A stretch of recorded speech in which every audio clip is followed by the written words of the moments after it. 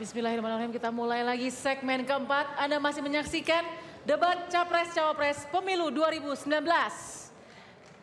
Ya, kita berikan semangat karena dalam segmen ini akan kita lakukan sesi debat terbuka. Pasangan calon presiden dan wakil presiden akan mengajukan pertanyaan dan berinteraksi secara langsung.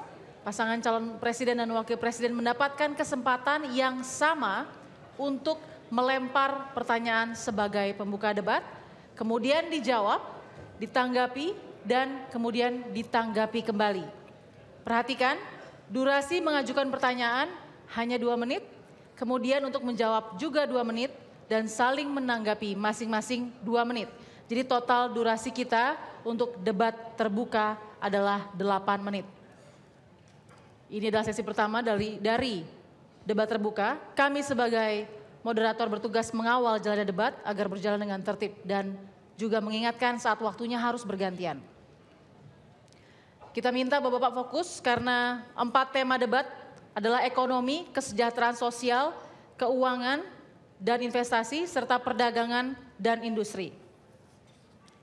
Kami persilahkan calon presiden dan wakil presiden nomor urut 01, Bapak Joko Widodo dan Pak Maruf Amin, untuk memulai bertanya pada sesi pertama debat terbuka. Waktunya 2 menit dimulai saat Anda bertanya.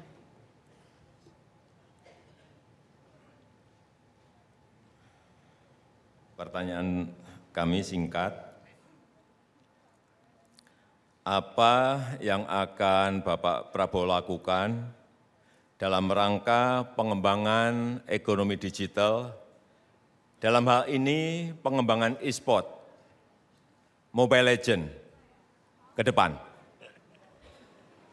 Baik, masih ada 1 menit 35 detik, silakan. Cukup. Cukup. Baik, silakan pasangan calon presiden dan wakil presiden nomor urut 02, Bapak Prabowo dan Sandiaga untuk menjawab. Durasi 2 menit dimulai dari berbicara. You wanna test your vice president? Oke. Terima kasih Pak Presiden.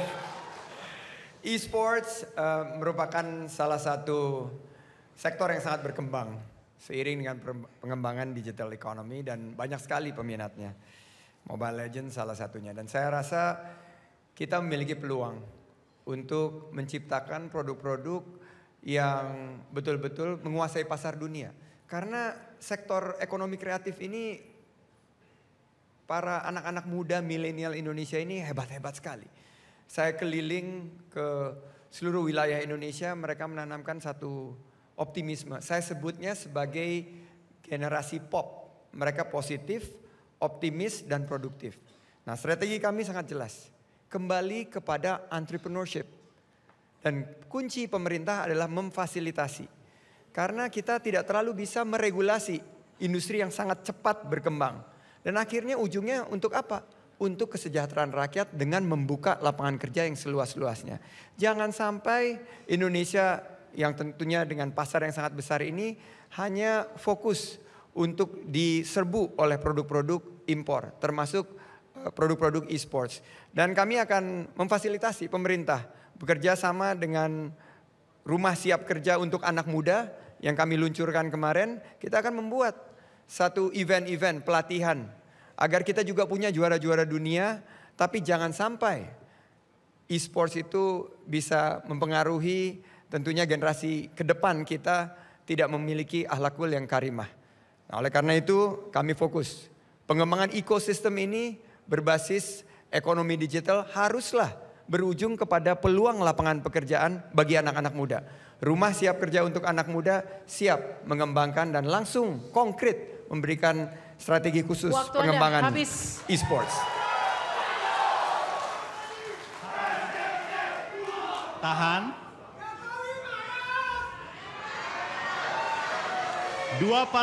Dua pendukung harap tenang.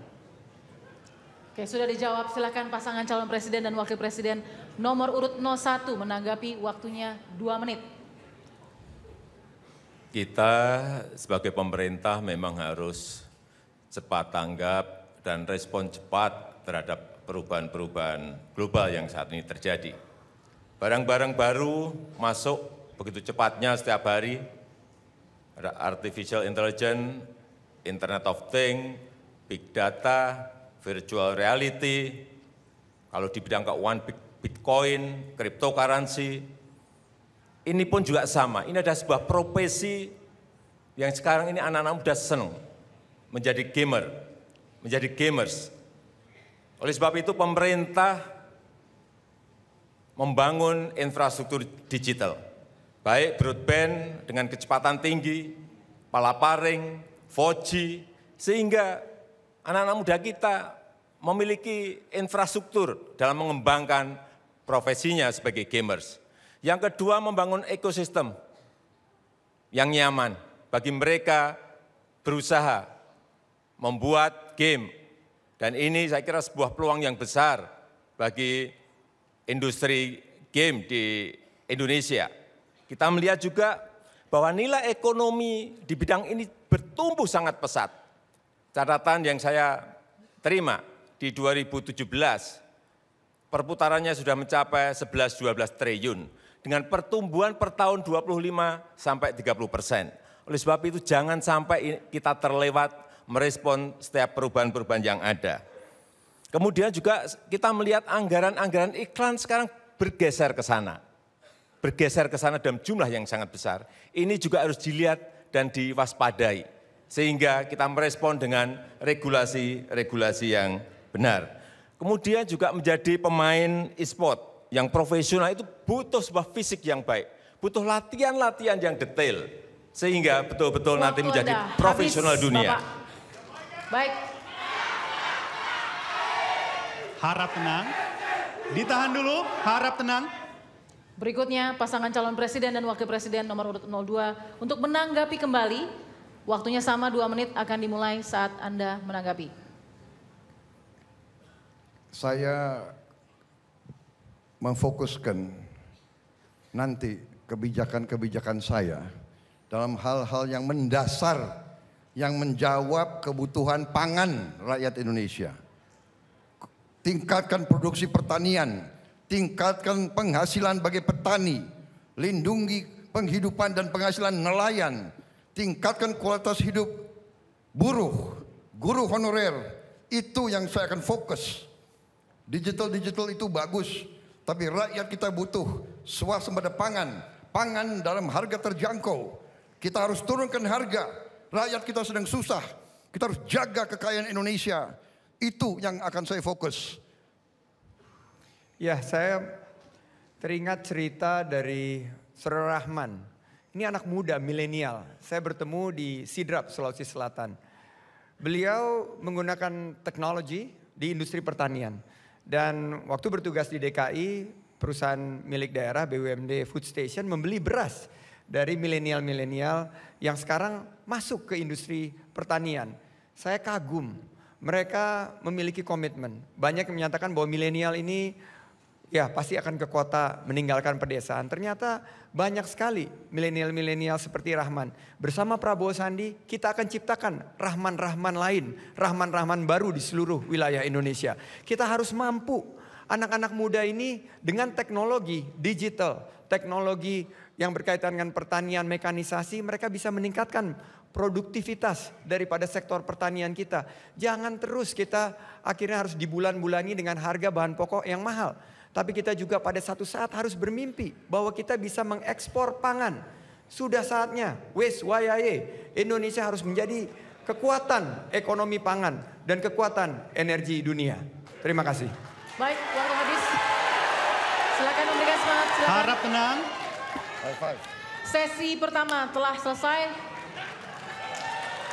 Harap tenang terlebih dahulu. Kita masuk. Para pendukung harap tenang dulu. Para pendukung harap tenang terlebih dahulu karena kita akan mengikuti sesi selanjutnya. Harap tenang dulu. Sesi kedua masih ada. Kita akan memulai debat terbuka sesi kedua. Selanjutnya dalam sesi ini giliran Bapak Prabowo Subianto dan juga Sandiaga Uno sebagai nomor urut 2 untuk memberikan pertanyaan. Waktu kami persilahkan 2 menit akan dimulai saat Anda bertanya. Silakan. Pak Jokowi yang saya hormati, Kami mengapresiasi fokus terhadap ekonomi digital dan kami sepakat. Namun pendekatan penyelesaian masalah berkaitan dengan pelayanan masyarakat untuk sembako murah, untuk prakerja dan lain sebagainya itu sangat tidak menggunakan kekuatan teknologi digital.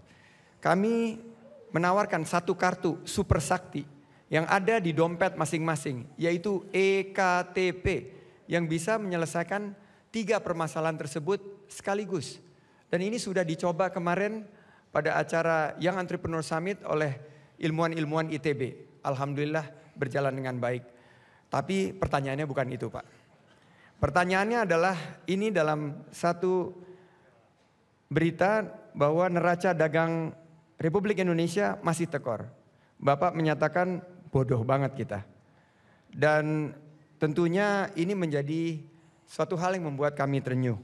Bahwa sekarang kita defisit neraca perdagangan minus 8 miliar dolar. Dengan RRC kita minus 18 miliar dolar. Kita bangga dengan perkembangan e-commerce, dengan perkembangan teknologi digital dan unicorn yang Bapak sebut. Tapi kita dibanjiri produk-produk dari luar negeri. Saya juga terenyuh bahwa impor migas yang menjadi bagian terbesar ini sebetulnya bisa diselesaikan dengan pendekatan yang lain. Oleh karena itu pertanyaan saya, strategi Bapak seperti apa untuk membalikkan neraca perdagangan kita sehingga kita bisa jaya seperti pemerintah-pemerintah sebelumnya yang bisa menjadi pengekspor bukan hanya pengimpor dan membuka pintu selebar-lebarnya untuk apa-apa harus impor. Terima kasih. Baik, waktu habis. Bersiap. Ditahan dulu. Bersiap kepada Bapak Joko Widodo dan juga Pak Maruf Amin untuk menjawab. Durasi 2 menit dimulai saat Bapak berbicara. Saya kira data terbaru yang harus saya sampaikan kepada Bapak, tahun 2018 memang neraca kita defisit kurang lebih 8 miliar US dollar. Tetapi pada kuartal pertama tahun ini, coba dilihat, defisit kita turun 0,67 miliar dolar. Artinya usaha kita mati-matian untuk menekan defisit neraca perdagangan ini bukan main-main. Apa yang ingin kita lakukan ke depan? Substitusi barang-barang impor itu harus dikerjakan di Indonesia. Petrochemical, ini harus industrinya harus ada di Indonesia karena terbesar impor kita ada di situ. Kemudian minyak dan gas. Kita telah mulai membangun refinery. Dan dengan pembangunan ini ke depan saya yakin bahwa defisit ini akan bisa kita hilangkan. Memang kuncinya adalah membangun industri di dalam negeri. Oleh sebab itu, ke depan, tadi sudah saya sampaikan bahwa industrialisasi, hilirisasi ini menjadi kunci. Dan itu harus kita paksa dengan kebijakan. Kita juga sudah melakukan pembatasan, yaitu setiap ekspor, produk-produk yang berkaitan dengan sumber daya alam itu harus pakai LC. Ini untuk membatasi agar tidak terjadi transfer pricing antara kita dengan pembeli-pembeli yang ada di luar. Dan kita harapkan dengan cara-cara ini, tapi ini memang memerlukan waktu. Percayalah, tidak mungkin balik tangan langsung selesai. Bapak. Baik. Harap tenang dulu. Silakan pasangan calon presiden dan wakil presiden nomor urut 02 untuk menanggapi, waktunya 2 menit. Ya, tentunya kami melihat bahwa ujungnya itu apa yang dirasakan masyarakat. Dengan defisit perdagangan yang terus kita hadapi sekarang, tentunya yang Februari datanya kami miliki, defisitnya turun karena juga impornya turun. Dan impor turun yang apa? Adalah bahan-bahan yang diperlukan untuk proses produksi kita. Ini justru malah mengkhawatirkan kita. Tapi kita kembali ke poin utama. bahwa kalau kita mengalami defisit neraca perdagangan dan kita buka pintu impor sebesar-besarnya, mestinya harga-harga bahan pokok kita itu terjangkau, murah. Mestinya harga energi yang dikeluhkan sekarang oleh ibu-ibu di seluruh wilayah Indonesia, bahwa saya selalu tanya, harga listrik turun atau naik? Naik. Bagaimana dengan harga-harga bahan pokok? Turun atau naik? Naik. Belanja murah atau mahal? Mahal. Nah, ini tidak terselesaikan dengan kebijakan perdagangan kita. Saya bersama Pak Prabowo memiliki strategi yang kita sebut sebagai big push strategi, strategi dorongan besar. Kita kembangkan bagaimana swasembada pangan. Swasembada pangan ini kita dorong proses-proses produksi kita, pupuk dilancarkan, para petani bisa mendapatkan bibit, bisa mendapatkan obat-obatan yang murah, dan stop impor saat panen. Untuk energi, kita harus bangun biofuel. Kita punya 10 juta hektar lahan rusak, lahan terlantar kita bangun. Sehingga apa yang terjadi, Ibu Mia di Tegal mengeluh bahwa biaya tagihan listriknya tadinya 300-400 ribu, sekarang sudah di atas 1 juta. Ini yang harus kita selesaikan. Bersama Prabowo Sandi kita akan turunkan harga listrik. Kita akan pastikan harga-harga sembako murah tanpa usaha menerbitkan kartu-kartu baru. Waktu habis, terima kasih. Berikutnya. Oke, para pendukung harap tenang terlebih dahulu. Para pendukung harap tenang terlebih dahulu. Baik, berikutnya pasangan calon presiden dan wakil presiden nomor urut 01 untuk menanggapi kembali. Waktunya 2 menit dimulai saat menanggapi. Silakan Bapak. Saya kira seperti tadi disampaikan Bapak bahwa ingin menggunakan biofuel itu sudah kita lakukan dan sudah kita mulai dengan yang namanya B20 yang sebentar lagi akan kita naikkan lagi menjadi B50 yang akan sebentar lagi nanti juga akan kita naikkan lagi menjadi B100 sehingga impor minyak kita menjadi berkurang. Cara-cara ini sudah kita mulai, kita lakukan, tetapi sekali lagi ini ekonomi makro, bukan ekonomi mikro. Yang sekali bangun langsung bisa jadi. Nggak bisa juga seperti Bapak tadi sampaikan. Ini mengelola ekonomi makro. Agregat produksi itu bukan hanya orang per orang seperti itu jadikan patokan, nggak bisa. Tidak bisa. Kita harus ngerti bahwa yang namanya ekonomi makro itu agregat produksi dan sisi permintaan sekali lagi.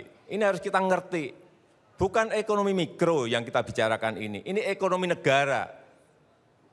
Jadi sangat berbeda sekali. Kita harus ngerti dari sisi supply, dari sisi demandnya secara garis besar seperti apa, harus betul-betul harus memakai angka-angka yang didasarkan dari data-data dan dari survei-survei. Tidak mungkin kita melakukan kebijakan hanya berdasarkan 1 atau 2 orang atau 3 orang yang menyampaikan keluhan kepada Bapak. Dan itu sering Bapak sampaikan sebagai contoh-contoh terus-menerus. Saya kira dalam mengelola ekonomi makro tidak bisa seperti itu menurut saya. Pengalaman saya tidak bisa seperti itu. Cukup Bapak, masih ada waktu? Mau ditambahkan? Baik. Baik, kita beri tepuk tangan yang meriah, para pendukung.